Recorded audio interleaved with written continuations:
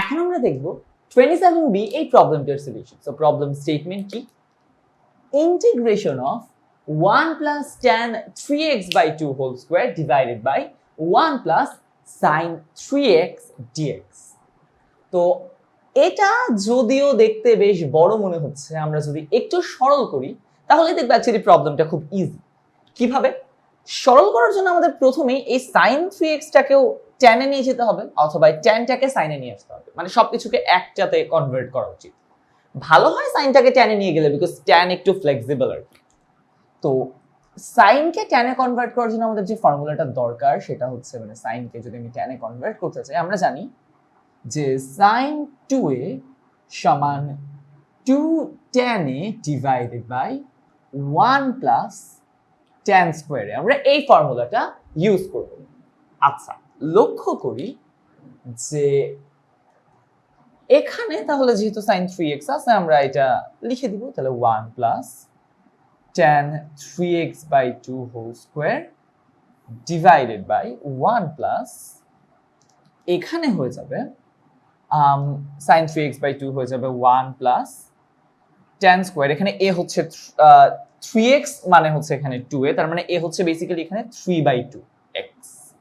So tan 3x by 2 মানে এখানে যেটা থাকবে সেটাকে হাফ করে বসলাম আর কি, 2a ছিল a বসলাম, সো এখানে যেহেতু 3x থাকে আমি 3x by 2 বসাবো।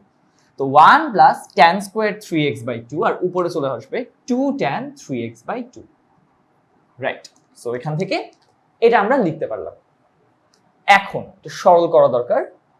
সো আমরা যদি সরলটাকে কন্টিনিউ করি এটা উপরে চলে যাবে, বাট তার আগে নিচে একটু কষ্ট করতে হবে আমাদের। সো আমরা এটাকে লিখব ইন্টিগ্রেশন অফ উপরে 1 plus tan 3x by 2 whole square তো থাকবেই, নিচে চলে আসবে আমরা যদি 1 plus tan square 3x by 2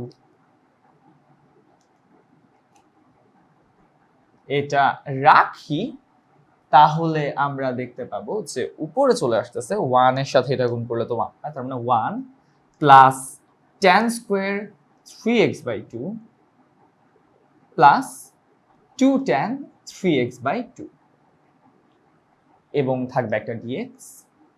আচ্ছা, এবার a square plus 2ab plus b square এটা হয়ে যায় a plus b whole square. তার মানে আমরা এটাকে লিখতে পারবো integration of 1 plus tan 3x by 2 whole square divided by নিচে থাকবে 1 plus tan square 3x by 2। এখন 1 প্লাস tan স্কয়ার থিটা কি হয়? sec square theta. সো আমি এটাকে direct just sec square 3x by 2 লিখে দিলাম, আর এখানে a square plus 2ab plus b square হয়ে যায় a plus b whole square.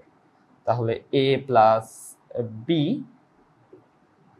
Whole square dx। এবার এটা উপরে চলে যাবে যেহেতু নিচে আছে এটা, সো এটাকে আমরা লিখব integration of 1 plus tan 3x by 2 এটা চলে যাবে উপরে whole square sec square 3x by 2 আর এটা নিচে থেকে যাবে, আর নিচে থাকবে আর একটা 1 plus tan square 3x by 2 dx,